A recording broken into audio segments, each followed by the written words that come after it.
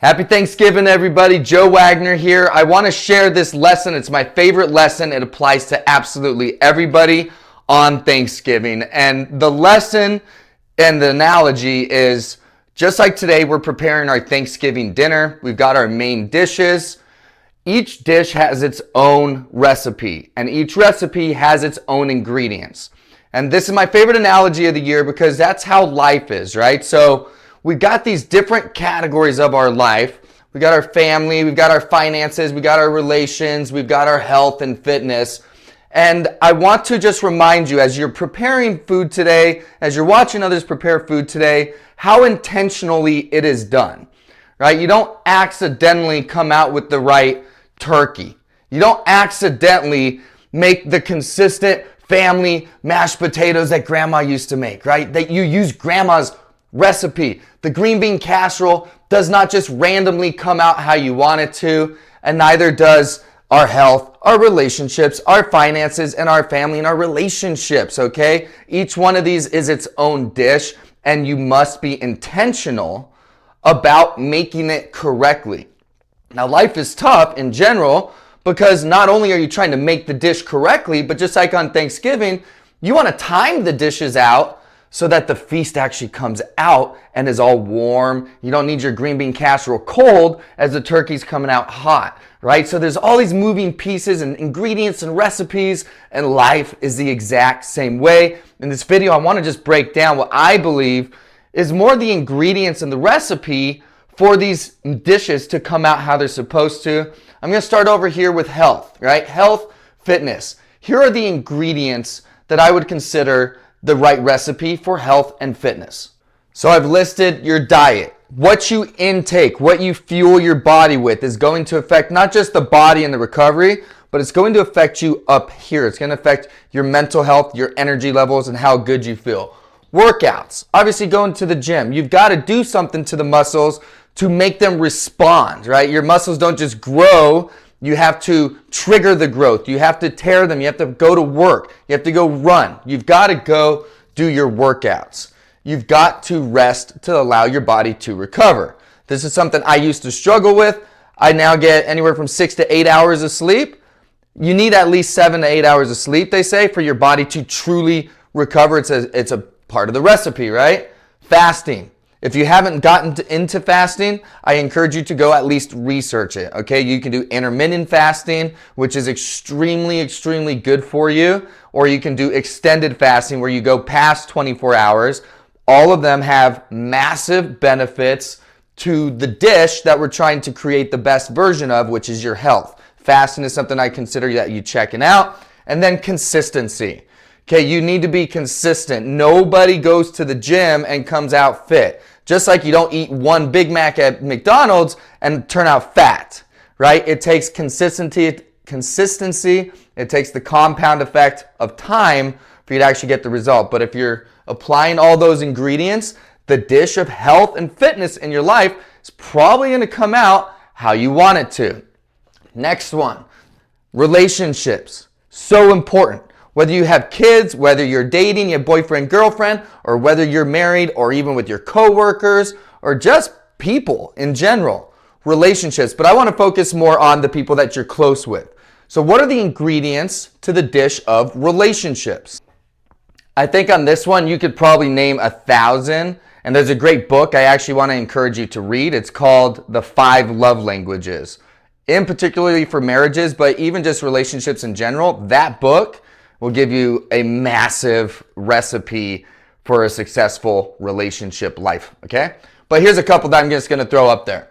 Attention. In our relationships, we like to have attention from each other, okay? My daughter needs to be acknowledged from dad, and that takes me giving her my attention, okay? So relationships, we want to have attention for one another. We want to see effort. We want to see that people care, like make an effort. Again, going to my daughter, I can make an effort to do things with her that I know that she's into. And you think she notices that I'm making an effort? Of course she does. That fuels the relationship. It lets her know that this is important and that I am trying, right? That I'm making an effort. You've got to make the time for the people that are important for you. Okay, you may not have all the time in the world, but things that are important to you, you do make time for. Okay, so if you want a great relationship with your kids, you better make the time to give them. If you want a great relationship with your wife or your husband or your boyfriend or your girlfriend, you can't just be busy all the time. You're going to have to block out some time to let them know that they are important for you. And then services and gestures. It's just doing something nice for people. Buying your wife some flowers. Getting your kids a candy bar for no special reason other than, hey, I was thinking about you, so I went and did this gesture, okay? Those are a couple of the ingredients for the recipe for the great dish called relationships that we're going for. Next one, finances. So here's a couple of the ingredients I put here, and I just really want to point out, money is nothing more than a tool. You need to have money. You should be motivated to have money because it unlocks a thing called time, right? It's our most valuable resource. And if you want to have the time right here to work on relationships, if you want to have the time to be able to focus on your health, it helps to have your finances in order. Okay, money is not the name of the game. Money is not the most important thing in the world. The reason why money is critically important is because it unlocks the time to be able to focus on the things that you want to and the resources as well. Okay, so the ingredients that I put here for finances is overflow. Okay, you need to have more money coming in than your bills are costing you. You need to be able to grow your money.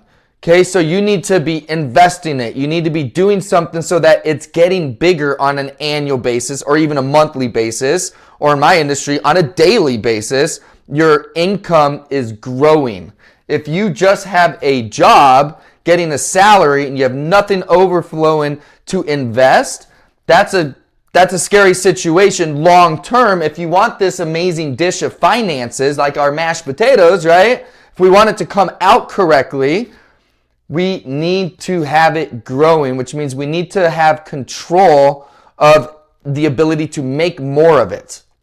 If you just have a salary, this is what you get paid, it's barely enough, and it leaves no extra time for a side hustle, and you can't do anything, and no matter how hard you work, you have to hope to get a pay raise you may or may not get, and even if you do, it's a little bit. Okay, you need more control than that to grow your money, invest your money, so that eventually you have overflow. And of course, passive income. Folks, you have to find a way to make passive income. You have to find a way for money to come in even when you are not working. If you don't ever learn how to make passive income, every time you stop working, the money will stop. Therefore, time is your master when it comes to money, okay? To escape the rat race, you must have passive income. And then the last dish, the most important dish of Thanksgiving, is the turkey. The most important thing in our life, God willing, we're 80, 90 years old on our deathbed. What are you going to want there with you? You're going to want your family. All the other stuff is bullshit. It doesn't really matter in the end. While we're in the middle of our life, this all matters. But in the end, the turkey is our family. I've got one ingredient for the recipe to the perfect turkey. And that perfect ingredient is quality time. Quality time. You may not be in a position where you have all the time in the world to give to your family and to your kids and to your friends. Because maybe you're pursuing your career. Maybe you're knee deep in your business. You're busy. We're all busy. And our time, there's only so much of it. We've got all these different ingredients in our life that we're trying to do right. And that requires a lot of time. So quality time is what's important with your family. It's those memories that you make when you take a vacation. It's being there and getting on the floor when your kids are small. Get on the floor with them. Get on your hands and knees and play with your kids. It's sacrificing, getting a little bit of money to bring them to Disneyland. It's being there and being present, going to the beach on a Saturday. Whatever it is, it's quality. It's the things that create lifetime memories. Again, if we're on our deathbed at 80, 90 years old, what do you want there with you? Your family. What do you want to talk about? And if you're gone and pass, what do you want them to talk about? You want them to talk about that one time that dad did this, or that one time that mom did that, and that one time. Those are based on quality time. Those experiences come from quality time. So folks, this Thanksgiving, as you're making your dishes, as you're watching others prepare, notice how they're intentionally putting those dishes together. The feast does not come out accidentally, on time, hot, and delicious, and neither does your life. Happy Thanksgiving, everybody, and I will see you at the top. God bless you.